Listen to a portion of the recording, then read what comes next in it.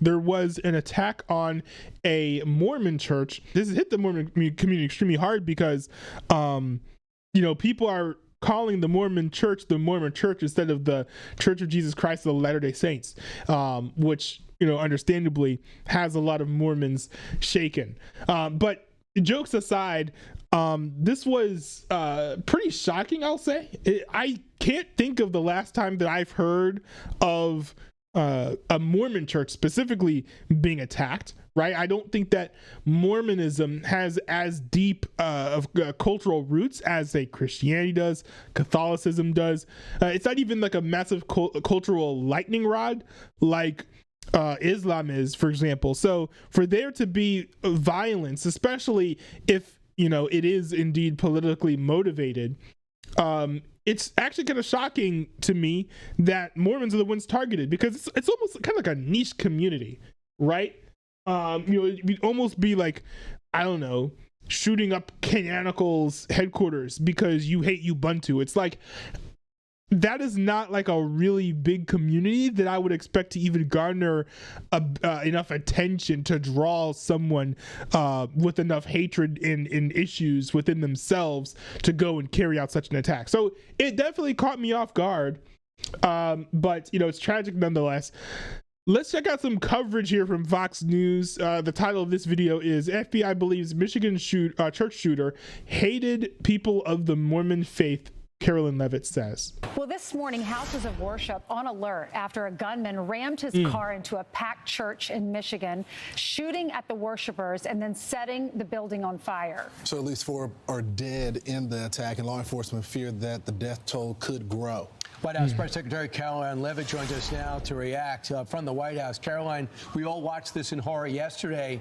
Is there anything that you've been briefed with that could move this story forward to find out what? They need to fire this guy. They need to fire this guy stat. This is the guy, by the way, who said, what was it that he said? He said that like you should kill homeless people if they refuse to get help from public services. And then not too long after that, someone actually went and shot up a bunch of homeless people and killed them. And he had to issue an apology, but he didn't even get suspended. To me, the safe option for everyone, if you're caught up in like a controversy like this, is a suspension, right? Because if you're the employee, you still get paid, right? So you just get a vacation. If you are the company who is hiring them, you have publicly, officially distanced yourself from the figure and taken a very visible punishment out on the person. Here, he just had to give an apology. I don't think that was sufficient. But beyond that, I don't think he's been a great host. He is one of the pillars of Fox and Friends, which is why I don't like the show. I just don't like his personality. He's bumbling over his words. I don't think he's that great of a host. Clearly past his prime. This guy needs to be put out to pasture. I don't know why they're keeping him around. I literally just picked a random, not even that random, but I just picked a Fox News video to hit play on, and I've got this guy stumbling over his words. Like, if the controversy wasn't enough, I think that him making mistakes like this on a huge stage when you are a literal veteran in the mainstream media should be enough to get you kicked off the air. But, regardless, let's hit resume. Now to react from the White House. Caroline, we all watched this in horror yesterday. Is there anything that you've been briefed with that could move this story forward to find out what the motive might have been? Briefed on.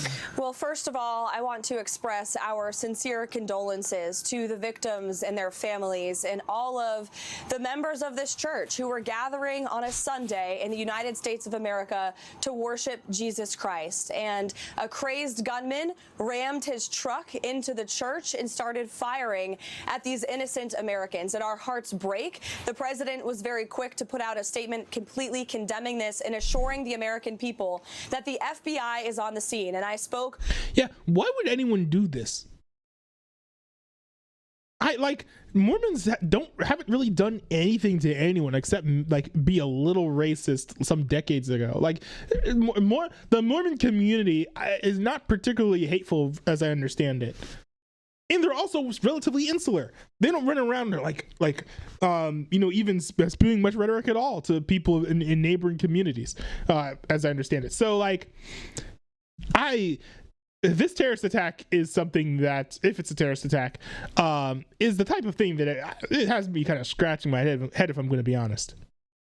With our FBI director, Kash Patel, bright and early this morning, he assured me and the American public that the FBI is currently executing multiple search warrants at the residences and the family homes of this perpetrator to try to get to the bottom of why he would commit such an act of evil. And the FBI is working with both state and local law enforcement, providing the full support of the federal government. And I just want to commend state and local law enforcement for their swift and incredible response. Local police officers were on the ground of this scene within minutes and neutralized this shooter, no doubt saving lives. And they should be commended. Our police officers are heroes, and this president will always respect them and support them. They definitely were. They were there in 32 seconds, Caroline. What did the FBI director tell you about the shooter? Crazy, bro. Give me some Mormon police. That's a really good response time.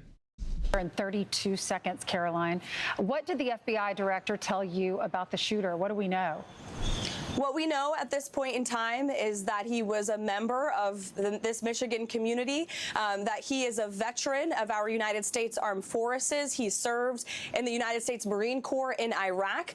His family is cooperating with the FBI, and so they are currently trying to dig in and get to the bottom of why he committed this heinous act of violence. It's unfathomable. And as the president rightfully put in his Truth Social yesterday, this appears to be yet another targeted attack on Christians. And the Trump administration is fully committed to not only investigating these crimes, but prosecuting them to the fullest extent of the law, but also working very hard to prevent them, to see if there's red flags. The FBI is going to treat those as public safety emergencies and investigate them to try to prevent such violence from taking place in our country. You know, Caroline, it's crazy. There are different groups of people, different demographics who hate other demographics. But I feel like, especially when you look at religious hatred, just in general, not even in America, and because I'll get to what's going on across the world in another video, but I find it interesting that wherever there is religious hatred, it's almost always targeting Christianity, spin-offs like Mormonism, or non-Islamic Abrahamic religions. I have not. When was the last time you heard of a terrorist attack on a mosque from like a bunch of Christians running around? Like, I can't think of the last time that I've heard of anything like that happening. Right? Usually I feel like it's like Christians getting attacked, Catholics getting attacked, Jews getting attacked. I guess now we've got Mormons. I don't know where this Mormon hate has been coming from. That's a serious head scratcher for me, but that's somewhat concerning. It seems like the enemies of God truly are the most violent extremists that you will find walking and roaming the earth. And we had the assassination of Charlie Kirk. We had the attempted assassination on ICE officers in my hometown of Dallas. And you just obviously just referred to the church. Did this suspect leave any indication that he was trying to target people of faith, more than the obvious of him doing it to a church on a Sunday? Well, from what I understand, based on my conversations with the FBI director, all they know right now is this was an individual who hated people of the Mormon faith. And they are trying to understand more about this, how premeditated it was, how much planning went into it, whether he left a note. All of those questions have yet to be answered, but certainly will be answered by the FBI. I think the American people in your audience can be assured.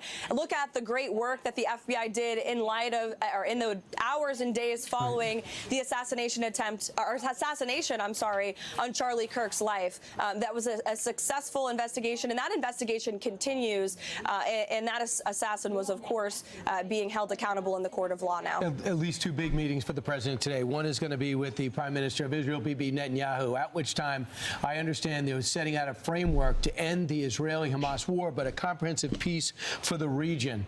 I understand, too, I have a pretty good source that says Bibi's on board. So do you expect there's going to be a press opportunity? So I guess that's the end, actually, of their segment about the terrorist attack. This is terrible. This is pretty bad. I think it's worse that it's Mormonism because they're not actually saved. People are extremely polarized. I released a video recently. I'll talk about it here because the algorithm is not pushing it, of course, because it's actually self-fulfilling. I was like, this video is not going to get pushed by the algorithm because it's not inflammatory or polarizing, and I was correct. But there's a video that I put out. Actually, let me look up what it's called. Here it is. Yeah. So I put out this video. It's called "YouTube Wants Me to Hate on Donald Trump," and the crux of it was YouTube is pushing out, polarizing content that stokes hatred, gets people and not even hatred necessarily, but also just like gets people wound up and gets people very like passionately whipped up. And I just don't think that that's helping the American culture at the moment. I think it's driving people away. Now, I am going to talk about things that I like talking about on this channel. I am when Trump does something wrong, I'm going to criticize it, but I'm also not going to sort of join the sort of group that YouTube is incentivizing me to be in, which is going like, oh, the algorithm is telling me to hate this person. I'm going to hate this person. I get the views. I get the attention. Meanwhile, that is going to radicalize the exact types of people who are going to be doing these types of terror attacks, right? At the end of the day, I think, honestly, if the whole country turned to God, then, all these problems would be resolved. But frankly, unfortunately, that's not entirely realistic. So I do think it's important to talk about other potential avenues in ways that we can de-radicalize people as well. So maybe YouTube needs to tweak their algorithms and stop pushing out just content that is going to grant and or entice emotional responses. Maybe just put out feel-good stories or put out content that isn't demonizing or talking down to people. And I'm just using YouTube as an example, right? Because we've also got X, which I think is actually particularly bad in promoting rage bait, as well as we've got Reddit, we've got all types of other social media platforms that all sort of do the same thing.